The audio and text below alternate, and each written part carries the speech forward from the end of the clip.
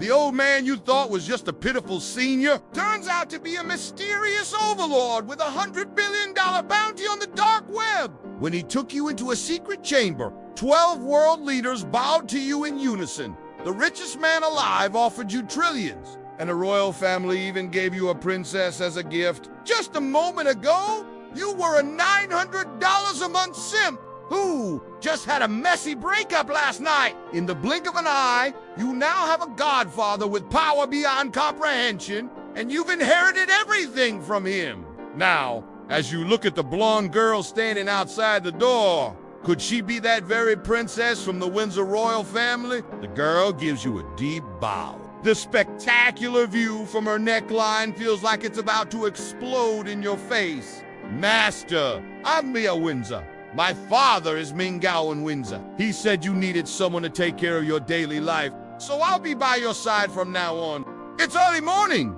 and a flawless princess is calling you master. Once, you wouldn't even dare to dream of something this crazy. This had to be brainwashing. You still don't understand how your godfather pulled it off. You'll return to your old place in the afternoon.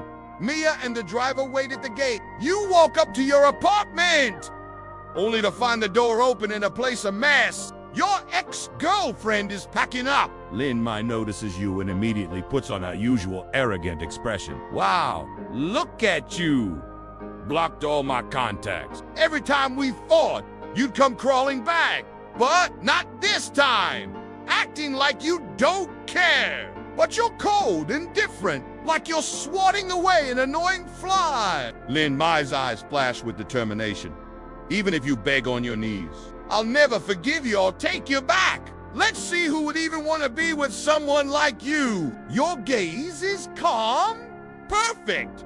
Then I wish the next lucky guy a peaceful life. Lin Mai finishes packing, throws her bag over her shoulder. Don't pretend you don't care. I'll be honest with you, one of my senior classmates has been chasing me for a while. I agreed to be with him last night. He is a PhD student in a top research lab, has a job lined up next year making over $100,000 a year. I'll live just fine without you, you calmly reply. And then her tone gets harsher. She expected to hurt you, but you're like a sponge, no reaction. The room falls into a tense silence until a voice breaks it. Mr. Xia, are you done packing? Should I send someone to help?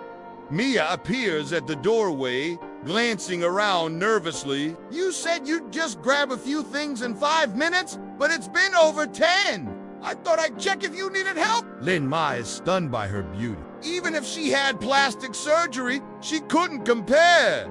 Mia's height alone made her feel small and unrefined. Did she just call him Mr. Xia? Since when did he deserve that title? I've got what I need. The rest, have someone deliver it tomorrow.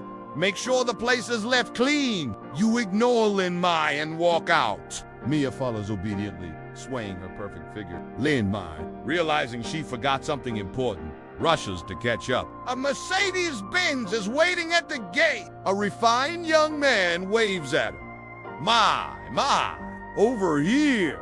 Young Chi Sr., she says loudly, almost showing off, running over and throwing herself onto his arm.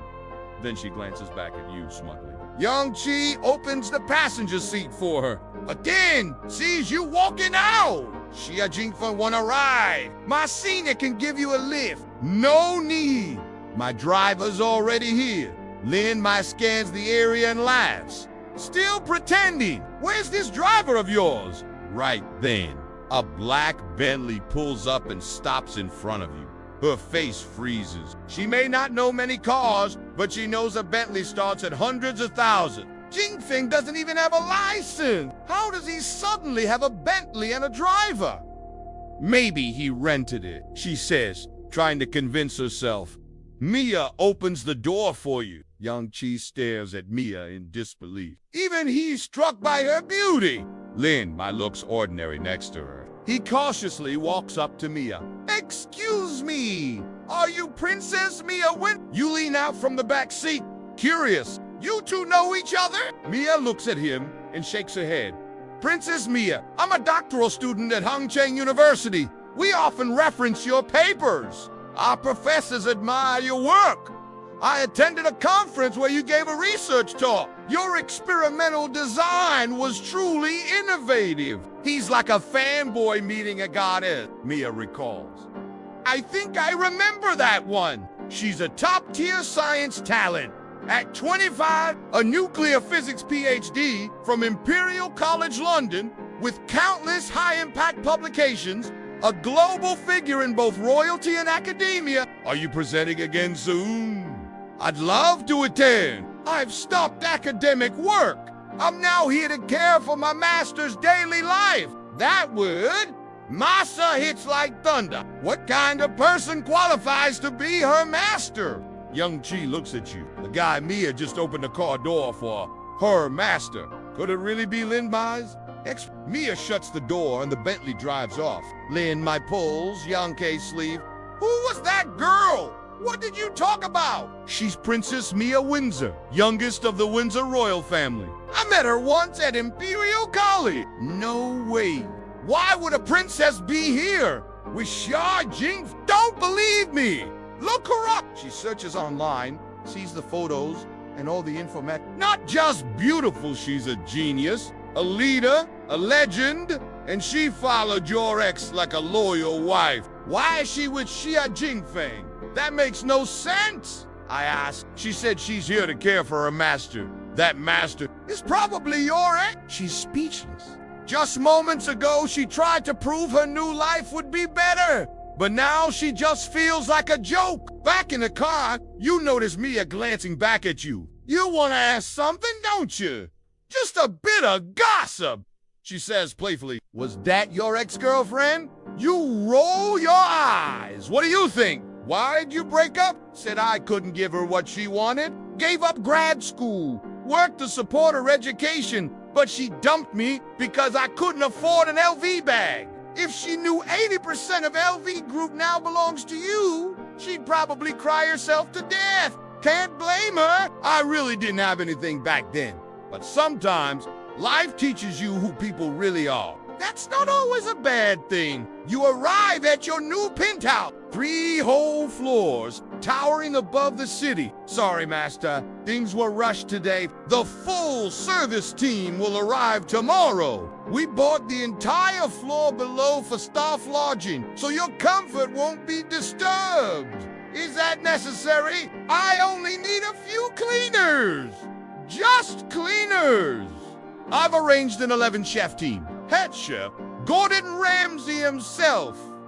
That Gordon Ramsay, the one who always said he'd never be a private chef. Yes, but your godfather made him an offer he couldn't refuse.